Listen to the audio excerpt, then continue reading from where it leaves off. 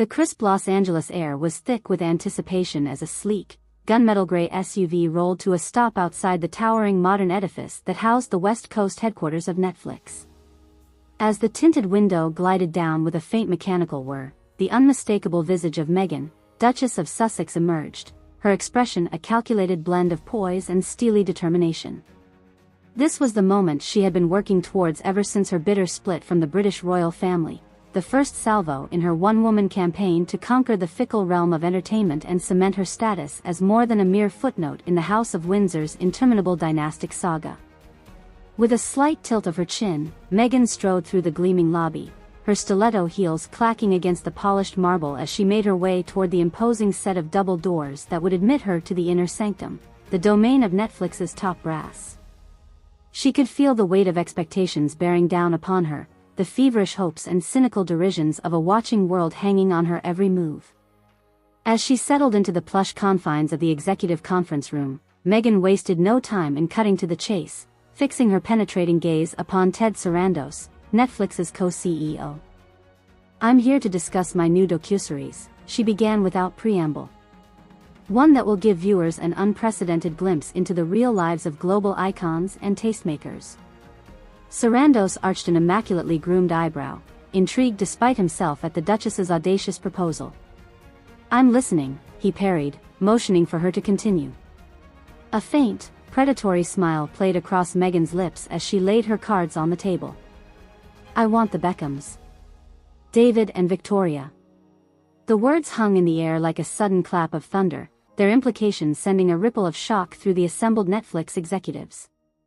To make a play for two of the streaming giant's most prized gets, a power couple whose very names were synonymous with celebrity culture, was an ambitious gambit, even for someone of Meghan's lofty pedigree.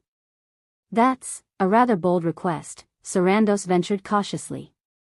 "The Beckhams are among our most valuable assets, with a devoted global following that tunes in for their every move. I'm not sure we'd be amenable to relinquishing that franchise, even for someone of your stature."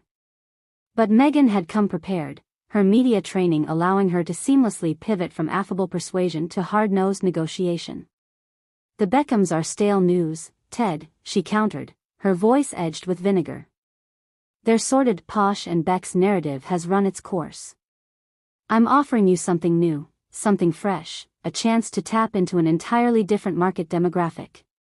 As Meghan outlined her grand vision, an all-access docu-series that would provide a tantalizing peek behind the gilded curtain of her lifestyle while simultaneously shining a light on her philanthropic endeavors, the tension in the room steadily ratcheted up a notch. This was nothing less than an attempted coup, a brazen bid to seize the Beckhams' lucrative reality TV throne. Word of Meghan's place soon leaked out, whipping the entertainment world into a frenzy of fevered speculation and furious debate. Overnight, the former royal had become entertainment's newest pariah, with critics accusing her of overreaching hubris and a dangerous sense of self-entitlement. It didn't take long for the backlash to reach a fever pitch, with the Beckhams themselves weighing in on the controversy in typically glamorous fashion. During a red carpet gala in London's posh Mayfair district, the sleekly coiffed power couple unleashed a blistering broadside against Meghan's presumptuous demands. "Who the bloody hell does she think she is?" an indignant Victoria seethed to a gaggle of reporters, her immaculately made-up face contorted into a mask of outraged incredulity. "To imagine she could simply waltz in and usurp everything we've built over decades of hard work, it's the height of arrogance."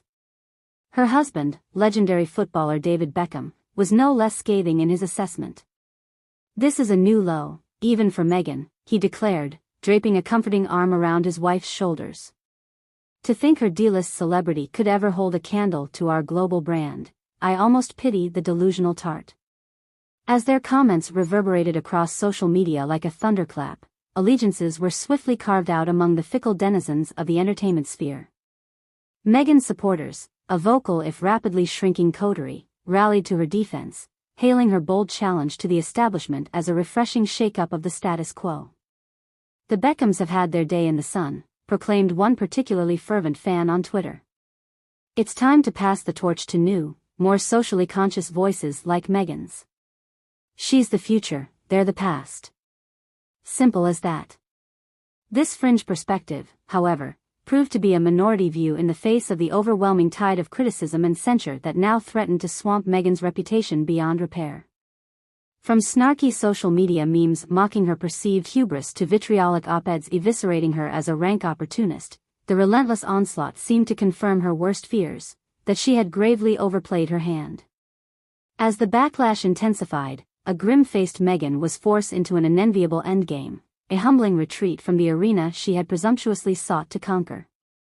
In a terse official statement, she announced she would no longer be pursuing the Netflix docuseries, tacitly acknowledging her missteps while leaving the door open for future collaborations.